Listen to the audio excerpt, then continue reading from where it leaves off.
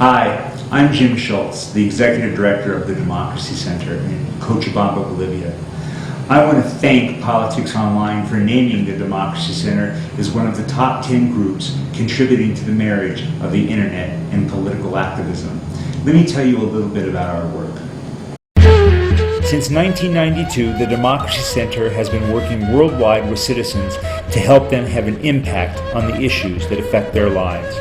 We've worked with healthcare advocates in South Africa, immigrants in California, social justice advocates in Latin America, and others on 5 continents.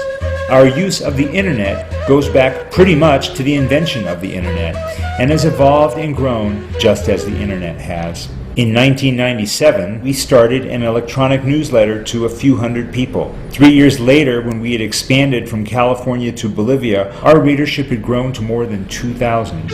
Then our e-newsletter ended up playing a key role in a landmark battle for globalization with justice, the Cochabamba Water Revolt. First, we used the internet to reveal that a U.S. corporate giant, Bechtel Enterprises, was behind the Bolivian water privatization deal that sent thousands into the streets in protest in Bolivia. Then we used the internet again to help turn that battle global. So then the question was, how do we put pressure on the company? One of my readers sent me a note and said, I can get you the CEO's personal email address. And people in the States started bombarding Bechtel with emails telling them basically that they should get out of the country.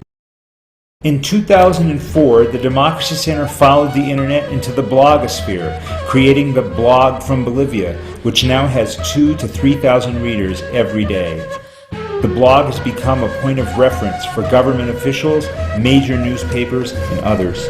On the blog, we have covered Bolivia's struggle to set its own economic course, its election of the country's first indigenous president, Evo Morales, and plenty of stories about daily life in one of Latin America's most colorful countries.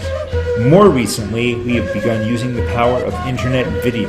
In 2008, we used video to bring the testimony of Bolivian workers to a Washington hearing on free trade, the first time that had ever been done. And then we submitted this video to the 2008 presidential debates, a message seen now by more than 3,500 people. The coca leaf has been part of Andean culture for thousands of years, but the U.S. war against this leaf has put thousands of innocent people in jail in my country and hasn't stopped drug use in your country. What are you going to do to change this policy? What's next for the Democracy Center? In 2010, we'll be launching a new online magazine, Democracy. We'll be bringing together in one place news, ideas, videos, and more from citizen activists all over the world.